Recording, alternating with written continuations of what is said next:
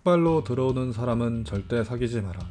친해지면 상대의 개인적인 영역까지 성큼 발을 들여놓아도 된다고 생각하는 그런 종류의 인간과는 결코 교제하지 마라.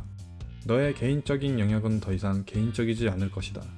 그런 사람은 가족처럼 사귄다는 것을 빌미로 결국 상대를 자신의 지배 또는 영향력 아래에 두려고 하기 때문이다.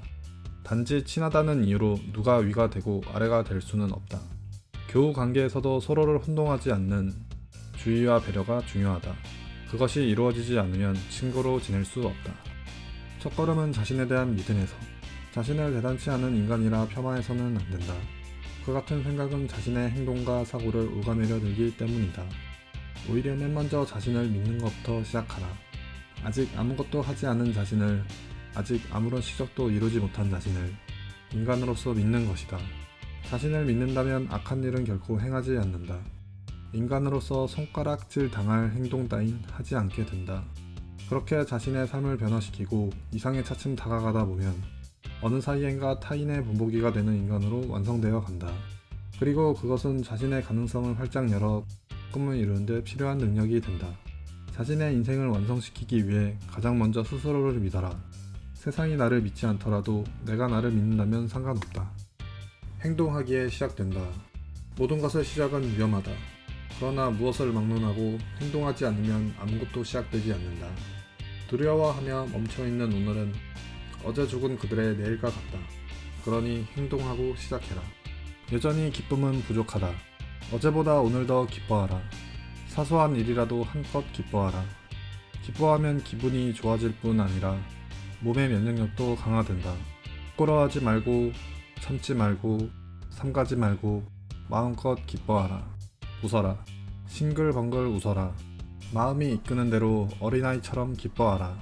기뻐하면 온갖 잡념을 잊을 수 있다. 타인에 대한 혐오와 증오도 옅어진다. 주위 사람들로 덩달아 즐거워할 만큼 기뻐하라. 기뻐하라. 인생을 기뻐하라. 즐겁게 살아라.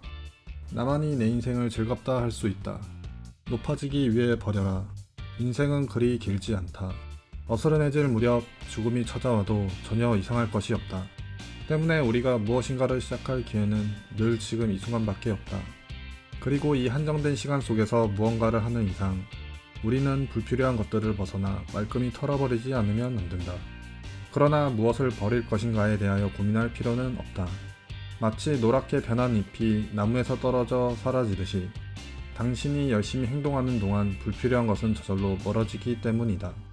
그렇게 우리의 몸은 더욱 가벼워지고 어느덧 목표한 높은 곳으로 한 걸음 더 가까워진다. 경쾌한 마음을 가져라. 창조적인 일을 할 때는 물론 일상적인 일을 하는 경우에도 경쾌한 마음으로 임하면 순조롭게 잘 진행된다. 그것은 거침없이 비상하는 마음, 사소한 제한 따윈 염두에 두지 않는 자유로운 마음이 있기 때문이다. 선생 타고난 이 마음을 위축시키지 않고 지켜나감이 좋다. 그것으로 여러 가지 일을 거뜬히 이룰 수 있는 사람이 될 수 있다. 그러나 본인 스스로가 경쾌한 마음을 가지고 있지 않다고 느낀다면 되도록 많은 지식과 만나고 많은 예술과 접하라. 그러면 그 마음에 서서히 경쾌함이 채워질 것이다. 오늘도 거침없이 비상하라. 친구를 만드는 방법. 친구란 함께 고통스러워하는 것이 아니라 함께 즐거워하는 것이다. 그러니 질투와 자만은 친구를 잃게 만들기에 충분하니 경계해야 한다. 세상을 초월하여 살라. 세상에 존재하면서 이 세상을 초월하여 살아라. 세상을 초월하여 산다는 것은 우선 자신의 마음과 감정이 시도 때도 없이 작용하여 이쪽 저쪽 움직이지 않는 것이다. 정동에 휘둘르는 것이 아닌 정동이라는 말에 올라타 능숙하게 그것을 다루는 것이다. 이것이 가능해지면 세계와 시대의 흐름, 변화에 휘둘리지 않는다. 그리고 확고한 자신을 가지고 강인하게 살아갈 수 있게 된다. 상대의 심리를 알고 전하라. 누군가에게 어떤 소식을 전할 때에는 요령이 있다. 새로운 사건이나 사고, 상대가 놀랄 만한 사항을 전할 때에는 주위가 그것을 너무 잘 알고 있는 조금 오래된 일인 양 전하는 것이다. 그러면 상대는 그것을 선뜻 받아들이게 된다.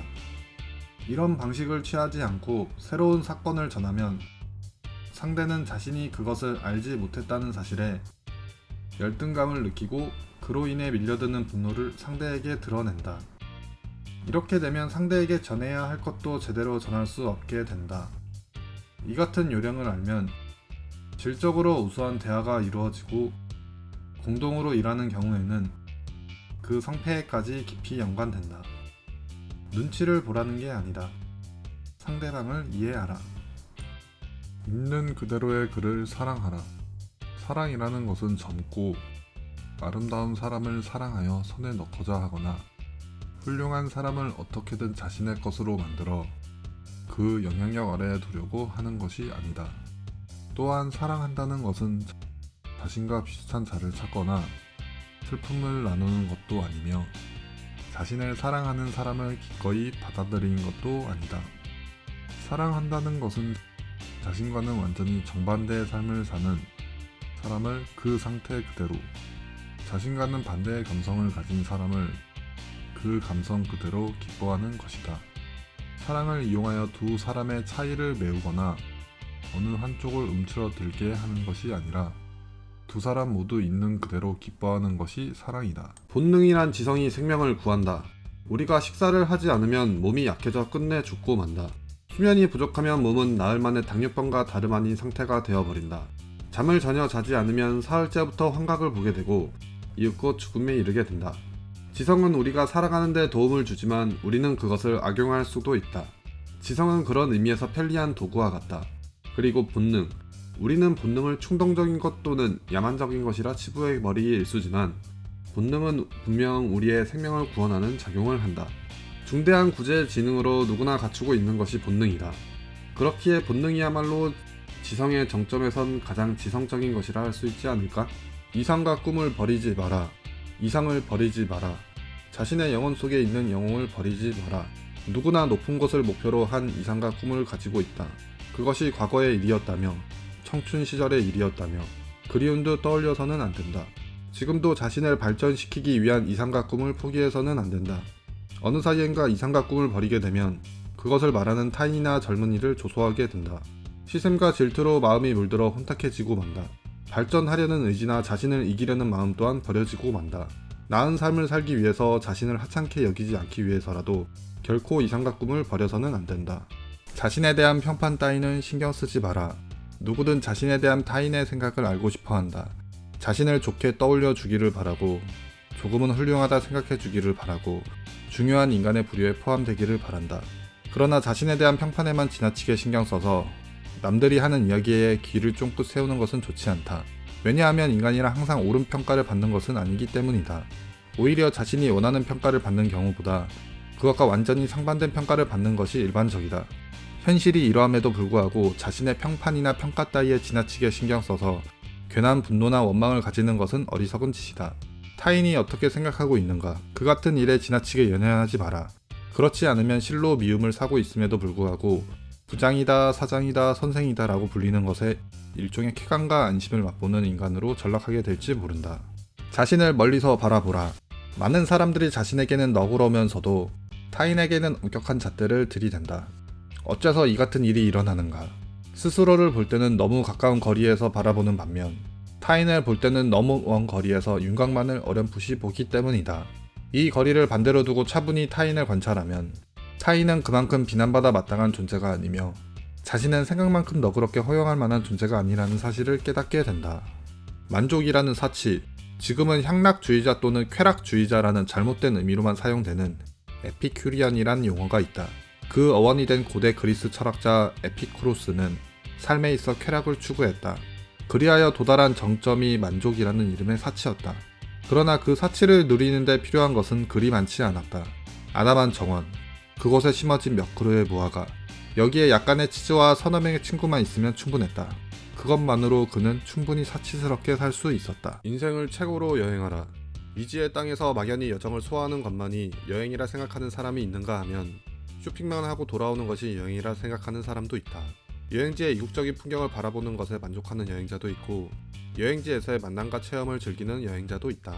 나아가 여행지에서의 관찰과 체험을 그대로 멈춰두지 않고 자신의 업무나 생활 속에 살려 풍요로워지는 사람도 있다. 인생이라는 여로에서도 그것은 마찬가지다. 그때그때의 체험과 보고 들은 것을 그저 기념물로만 간직한다면 실제 인생은 정해진 일만 반복될 뿐이다. 그렇기에 어떤 일이든 다시 시작되는 내일의 단아를 활용하고 늘 자신을 개척해가는 자세를 갖는 것이야말로 인생을 최고로 여행하는 방법이다. 마음의 빛을 품어야 희망의 빛 또한 알아볼 수 있다.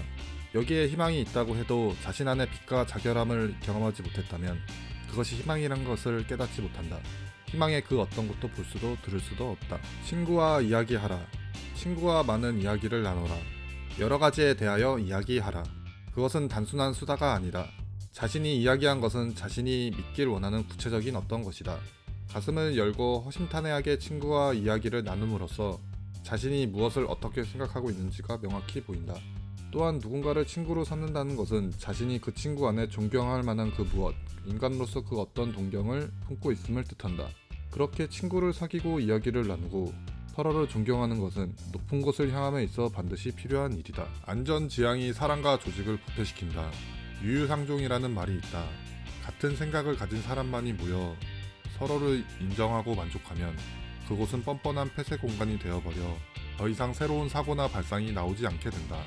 또한 조직의 연장자가 자신의 사고와 똑같은 의견을 가진 젊은이만을 육성하게 되면 조직도 젊은이도 완전히 망가지고 만다. 반대 의견이나 새롭고 이질적인 발상을 두려워하고 자신들의 안정만을 추구하는 자세는 오히려 조직과 사람을 근원부터 부패시켜 급격한 퇴폐와 파멸을 초래하고 만다. 타인에 대하여 이것저것 생각하지 마라. 타인을 이렇다 저렇다 판단하지 말 것. 타인을 평가하지도 말 것. 타인에 대한 소문도 입에 담지 말 것. 그 사람은 이렇다 저렇다 하는 생각도 애당초 하지 말 것. 그 같은 상상이나 사고를 가급적 하지 말 것.